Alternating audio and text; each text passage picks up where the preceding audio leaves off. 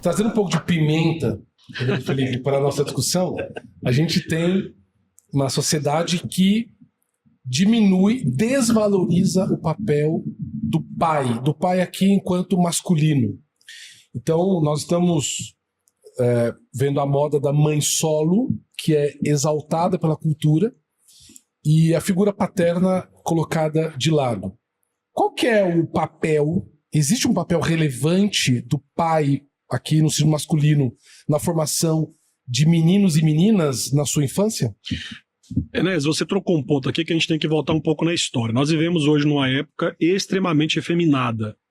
Nós vivemos numa época em que você vai ver que existe grande valor dado ao papel da mulher e uma desconsideração grandiosa do papel do homem.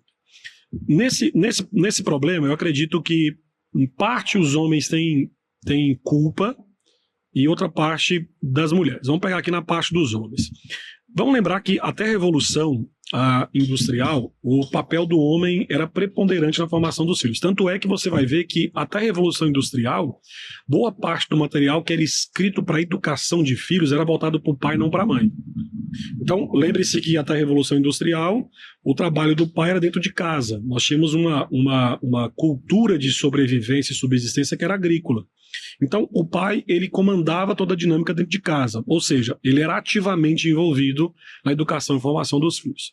A partir da Revolução Industrial, os pais saem de casa, os pais vão trabalhar onde? Vão trabalhar nas fábricas, nos escritórios, e eles começam a ter contato com os filhos via o quê?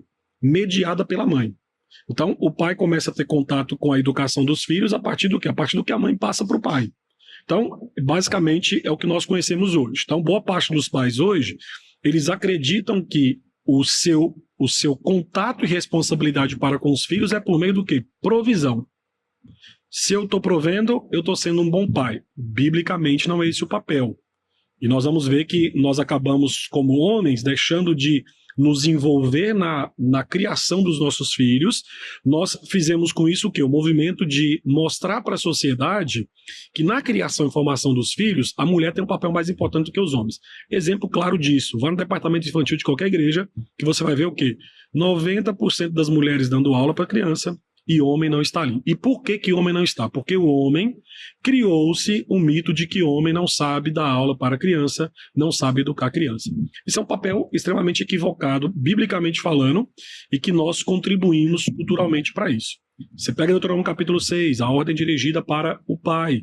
Efésios capítulo 6, a ordem é para quem? A ordem é para o pai. Então, biblicamente, o pai tem que se envolver ativamente e intencionalmente na formação do filho, seja homem ou seja mulher, tá? O outro extremo que nós falamos, a questão da efeminização, aí entra a parcela das mulheres, é que as mulheres também, elas contribuem para isso quando elas acham que nós, homens, não temos que nos envolver na educação dos nossos filhos. Então, quando você chega no departamento infantil e fala assim, eu quero dar aula para as crianças. Não, você é homem, acho que você vai assustar. Então, as mulheres, em vez de trazer os homens para esse contexto, elas acabam ajudando os homens a continuarem no seu papel de omissão. Então, eu acho que o primeiro ponto é entender o seguinte, existe uma responsabilidade dada por Deus ao pai e ao homem, na qual ele tem que se envolver na formação dos seus filhos. Obviamente, quem está nos assistindo está pensando assim, mas pastor, eu tenho uma dinâmica de trabalho que não me permite passar o dia inteiro dentro de casa. Entretanto, nós temos que ter um princípio de proatividade dentro de casa. Então, perceba, a visão de muitos pais, Enéas e Felipe, e aí nós vamos até nos incluir nisso também, é que nós chegamos em casa cansado e nós pensamos assim, o meu trabalho pelos meus filhos e família já foi feito. A esposa está lá, se matando para criar o filho, exausta ao limite, e a gente está assim, não, eu também preciso de descanso. Não.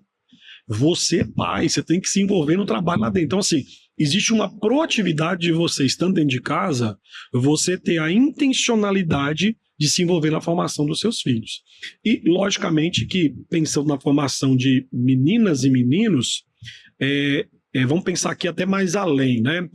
Eu gosto de pensar que a maior escola que os nossos filhos têm na formação da masculinidade e feminilidade é a forma que o cônjuge trata um ao outro.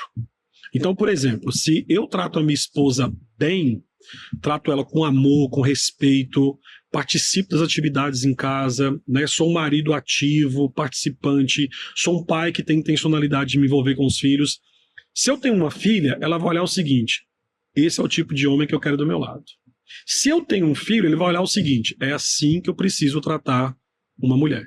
Então, o envolvimento do pai nesse aspecto, na formação da menina e do menino, eu acredito que é extremamente relevante, né? E quando você tira isso de cena, a figura do pai, pesquisas mostram, né, que o papel do pai é mais importante do que da mãe na formação a longo prazo da fé das crianças. Eu até postei um tempo atrás no meu Instagram uma pesquisa que foi feita na Suíça, mostrando o impacto do pai e da mãe na formação dos filhos, né? Depois que os pais iam embora e os filhos seguiam ou não a fé dos pais. O papel do pai era mais importante do que da mãe.